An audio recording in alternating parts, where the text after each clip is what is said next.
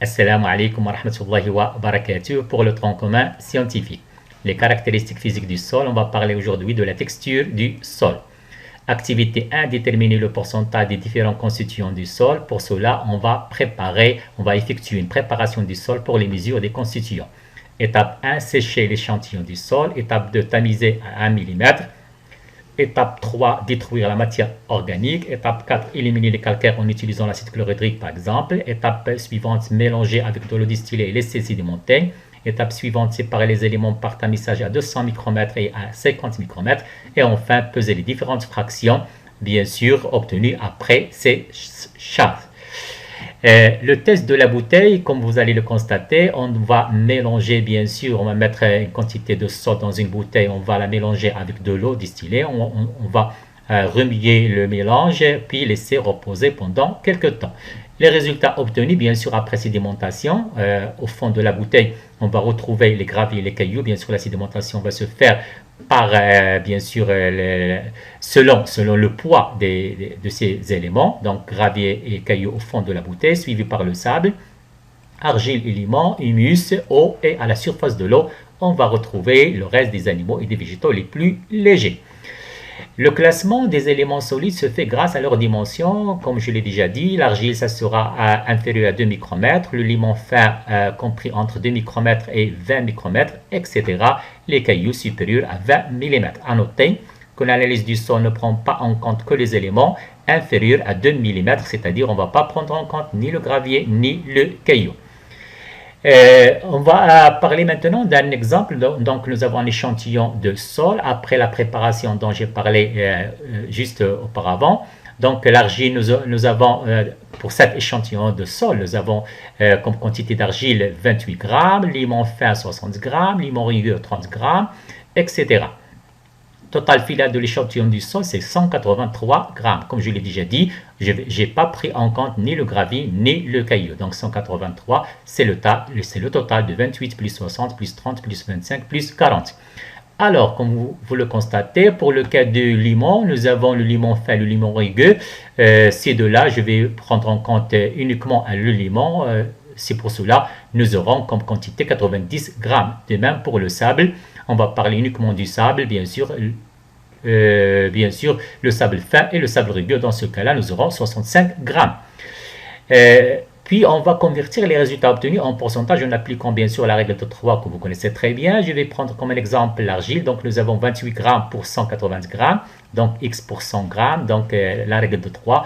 X est égal à 28 multiplié par 100 divisé par 183. Et on obtient le pourcentage d'argile qui est 15,31%. Je fais la même chose bien sûr pour le sable et pour les limons. Et j'ai obtenu les pourcentages de chacun d'entre eux. Activité 2, déterminer la classe texturale du sol à l'aide du diagramme triangulaire. On se demande c'est quoi le diagramme triangulaire. Donc notre diagramme triangulaire est constitué de 3 axes comme vous le constatez et 3 sommets.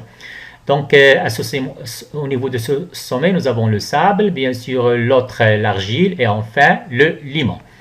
Chaque constituant est déterminé par 2 axes. Pour le cas du sable, comme vous allez le constater, donc à ce niveau-là, nous avons 100%. Donc on passe bien sûr d'une façon décroissante. Donc 90%, 80%, etc. L'autre axe, dans ce cas-là, les valeurs ne changent pas. Donc 100%, 90%, etc.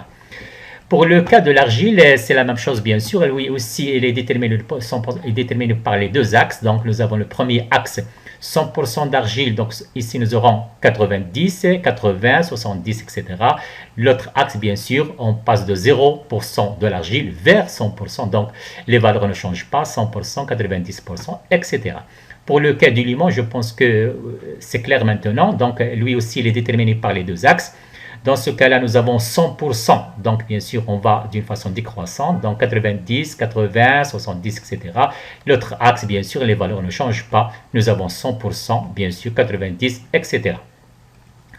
On va parler maintenant d'un exemple. Donc, en utilisant le graphique triangulaire illustré, on peut déterminer la classification de la texture du sol. La texture du sol est classée selon le pourcentage, bien sûr, des 3 éléments, le sable, le limon et l'argile, dans un échantillon donné. Nous avons les différentes, bien sûr, classes de la texture du sol, argileux, limono-argileux, limono-sableux, limoneux uniquement, limoneux, sableux-limoneux, sableux, etc. Donc, notre exemple. Bien sûr, oui, je continue. Pour utiliser le graphique, prenez les pourcentages connus d'argile, de limon et de sable, de l'échantillon. Bien sûr, nous avons un échantillon de sable dont l'argile représente 15%, le limon 70% et le sable 15% pour l'argile. Donc, pour l'axe de l'argile, comme vous le constatez, nous avons 100%, donc 15%, nous l'aurons ici, effectivement.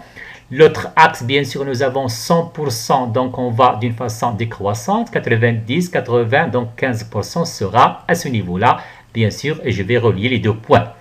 Pour le limon, nous avons 70%, donc nous avons 100%, 90%, 80%, effectivement, 70%. L'autre axe, bien sûr, 70% ne change pas, effectivement, et je vais relier les deux points. Enfin, pour le sable, comme vous le constatez, nous avons 100%, bien sûr, 90%, donc 15% sera à ce niveau-là. Pour l'autre axe, bien sûr, nous aurons 15%, bien sûr, 10%, 15% à ce niveau-là. Puis je trace, je vais relier les deux points. Dans ce cas-là, bien sûr, comme vous le constatez, voilà. Dans ce cas-là, comme vous le constatez, effectivement, la classe de texture de cet échantillon, bien sûr, de sol, elle est bien sûr, elle est limono fin. On va prendre un exemple, mais on va inverser, bien sûr. Dans ce cas-là, on doit déterminer les pourcentages de l'argile, du limon, du sable, d'un échantillon dont la texture est indiquée par le point jaune, c'est-à-dire argilo-limoneux.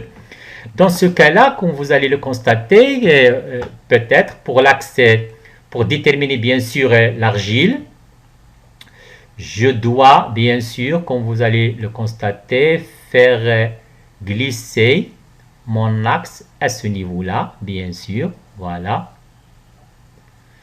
Dans ce cas-là, je m'excuse. Voilà. Je vais faire la même chose pour l'autre axe. Effectivement. Et enfin, le troisième axe. Ainsi, je suis capable de déterminer le pourcentage des différents éléments.